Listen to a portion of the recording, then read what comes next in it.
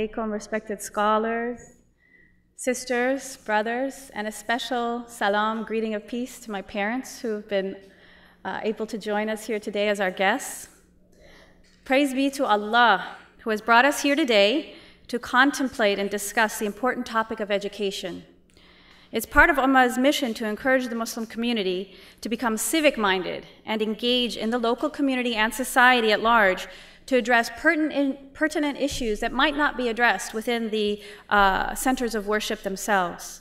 So clearly being involved in the field of education and working to further the advancement of the soundest form of education is in the best interests of all citizens and definitely falls within the mission of this organization. So as you heard, the opening segment today is called The Keys to Social Upliftment of Our Community. And I have the opportunity today to give you a very brief introduction to the topic of education and how to prepare the minds for the future. But let me begin by asking if it is just the minds that we need to educate and to prepare. What about the heart? What about the will of the human being? What about the soul of the human being? So to answer these questions, I'm going to take a look today at two systems of education and also briefly look at what many think is the epitome of education today, namely technology, and ask you to begin to think more deeply about education and to become more discerning of what you have accepted as an ideal educational model. So many parents today in the US in particular, and definitely amongst the immigrant populations, they get very excited about these following words: top ranks, homework, homework, homework. Should I say it one more time? High scores, honor societies, early academics, first percentile results, academic enrichment, high-tech accessibility, future economic competitiveness. But let me ask you, are these achievements and approaches really ideal for the future? And is the high-pressured approach the only way to have achievement-oriented results and outcomes? And is high-tech all it's hyped up to be? But more importantly, what's our Islamic model? We must, as Muslims, ensure that our unique standards are there to guide us, and that we must not imitate without carefully examining the methods and the systems around us. So let us examine the following verses from the Holy Quran. أعوذ بالله من الشيطان الرجيم. وهو الذي مد الأرض وجعل فيها رواسي والنهارا ومن كل ثمرات جعل فيها زوجين اثنين يغشي الليل النهار إن في ذلك لآيات لقوم يتفكرون. This is from Surah Ra'd, the thunder. And it says, and it is he who spreads the earth and placed there firmly set mountains and flowing rivers. And from all of the fruits he made therein two mates, male and female. And he causes the night to cover the day. Indeed, in that are signs for people who give thought. I'm going to repeat a few catchphrases there. Firm, flowing, night, day. And another ayah, this is from Surah Qasas. قل أرأيتم إن جعل الله عليكم النهار سرمدا إلا يوم قيامات من إله غير الله يأتيكم بالليل تسكنون فيها أفلا تبصرون ومن رحمته جعل لكم الليل والنهار لتسكنوا فيه ولتبتغوا من فضله وعليكم تشكرون. The translation says, say, have you considered this? If Allah had willed that there should always be daylight about you without break until the day of judgment?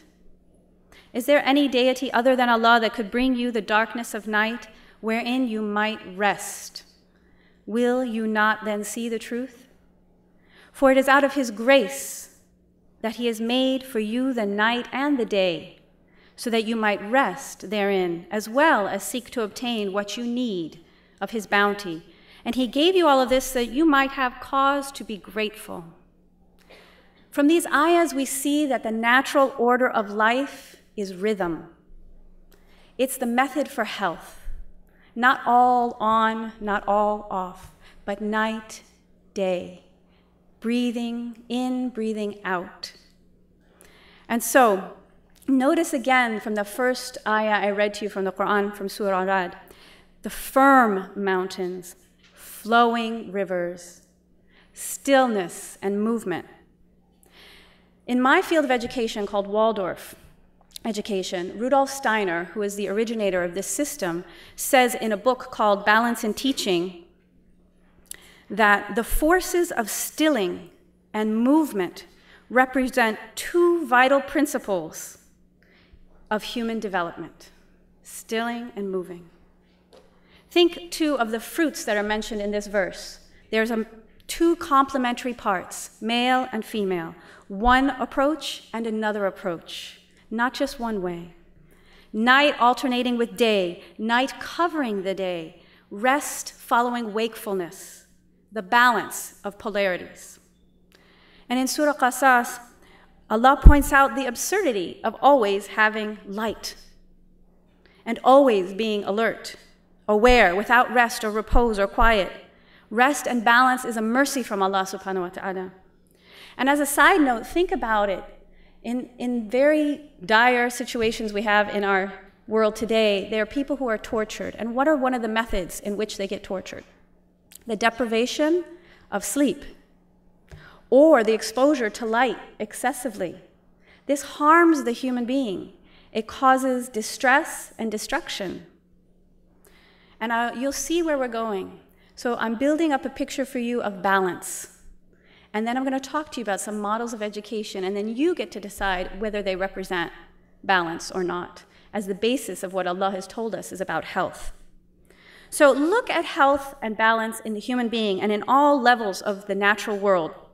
Rhythm is everywhere in the natural world, from the tides to the seasons, to the alternation of night and day, to the breath of the human being, to the cell's cycle, and to the grand precession of the equinoxes, which we are coming to at the end of this year. How many of you know that? A 26,000-year cycle is going to be ending in December of this year.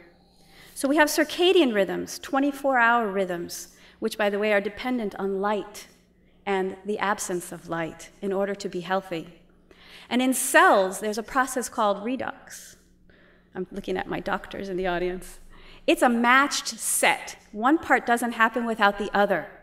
So in the simplest terms, this process in the cells of oxidation is the loss of electrons, and in reduction, there's a gain of electrons. Keep this in mind again. So there's a giving out, and there's a taking in. There's a rest, and there's an activity. So cellular respiration is like this.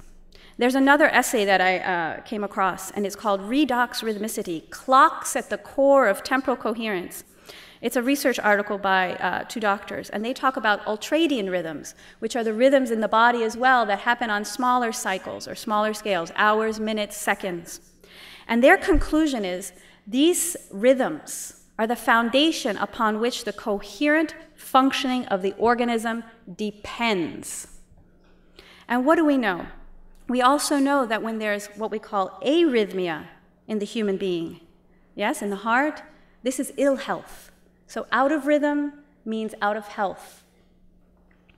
So now let's have a look at these two systems of education that I have been alluding to.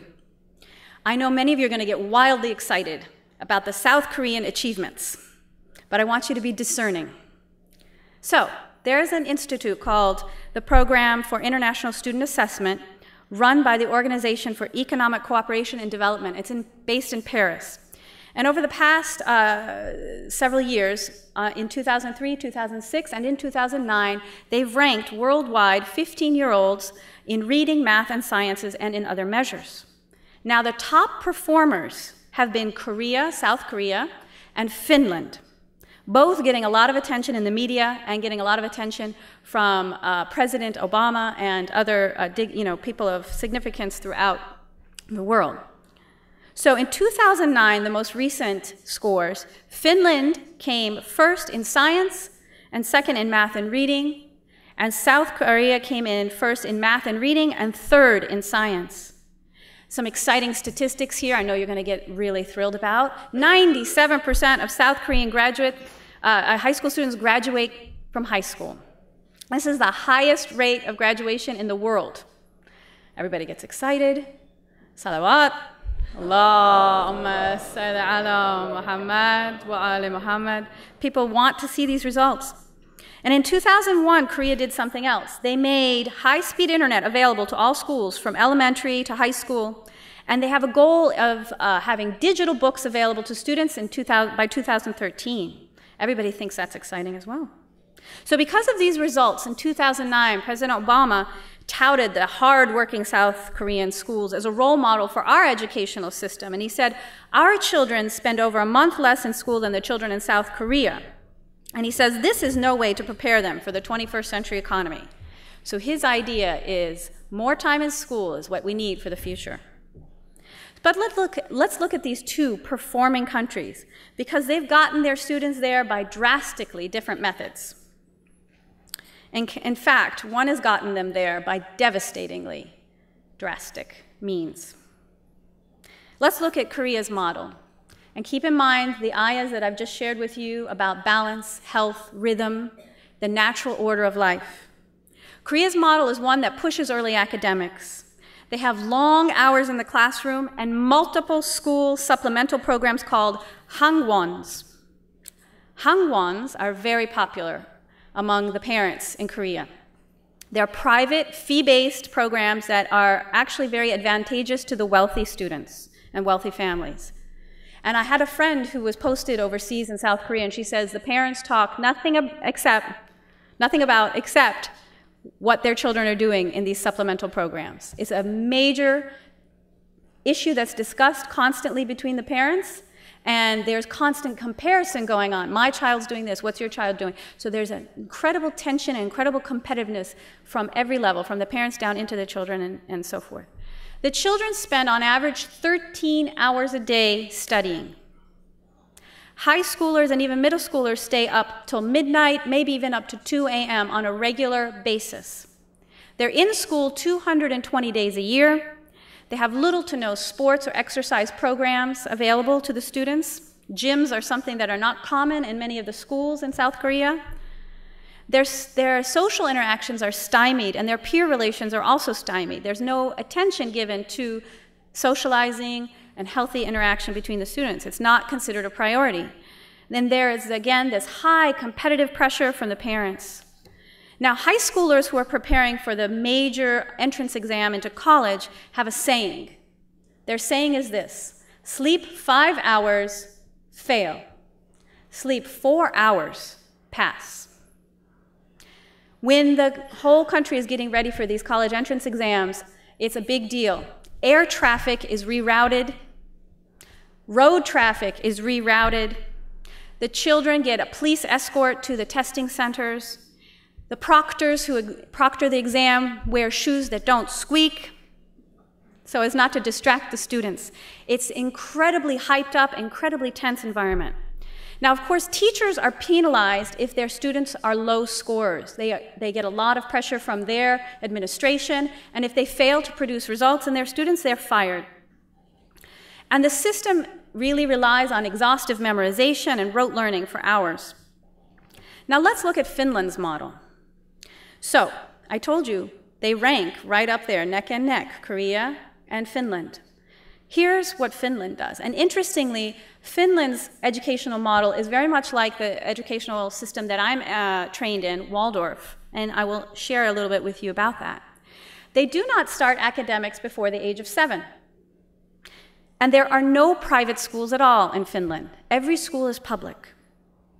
So there's an article that was printed in The Atlantic called "What Americans Keep Ignoring About Finland's Public School, or Finland's School Success."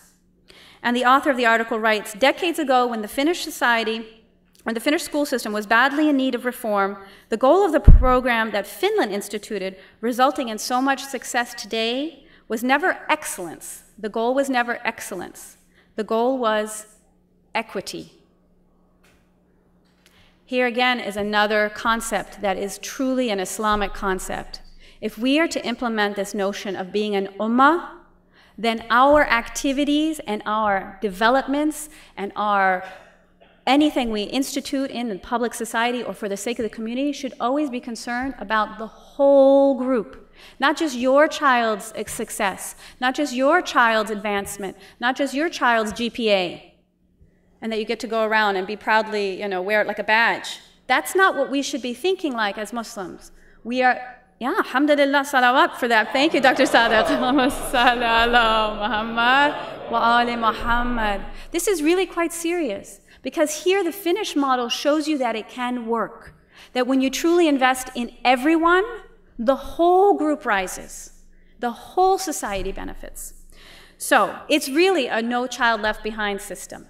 Whereas here they call this intensive, highly structured system that President Bush put in place, where they actually script out curriculum, where they tell the teachers exactly what to say. And again, they have that same penalization if there's no results or no scores and people don't test at a certain level.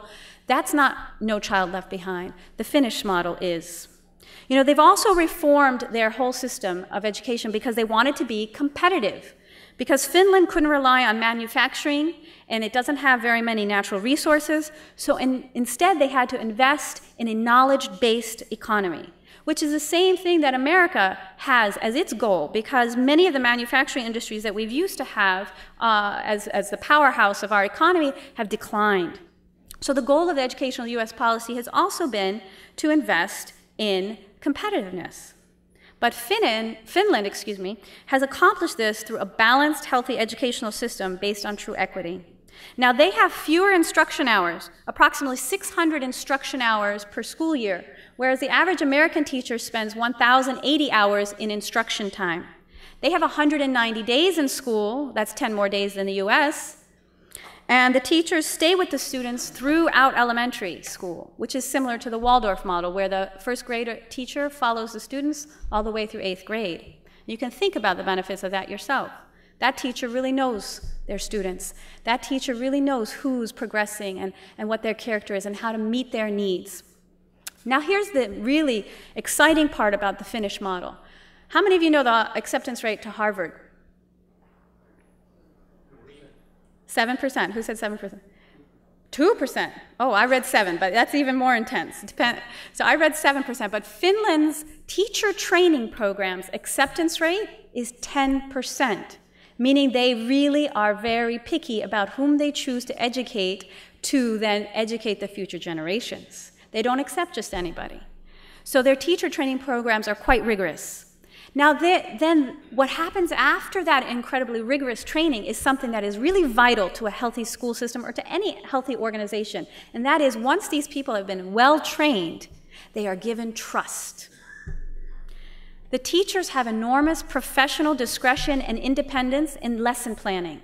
They have a broad national curriculum that they have to follow, but they're given a tremendous freedom to bring forth knowledge that they are interested in and that they are passionate about, of course, and that meets the needs of the students with whom they know they're working. Not somebody else's idea somewhere else imposed on them, but they have a living relationship with their curriculum and their students. So what does this translate as? Trust. And this allows the students to really benefit from the true passion and reverence that the teachers can bring to their lessons. And let me tell you about this word reverence, because this is very valuable. Rudolf Steiner says in Balance in Teaching that through reverence, a teacher can accomplish more than any amount of intellectual theorizing about what should be done or taught. Reverence, the pure love of learning and the awe of learning. This is what truly educates children. I guarantee you that if I ask you to remember your favorite teacher, tell me what are some of the qualities you remember about that teacher. Strict, okay. Endearing. Caring. Any more? Friendly. All right. Now notice the words we just used. I invited actually my 5th grade teacher to come today, but unfortunately she couldn't make it, and she had all the qualities that every one of you described.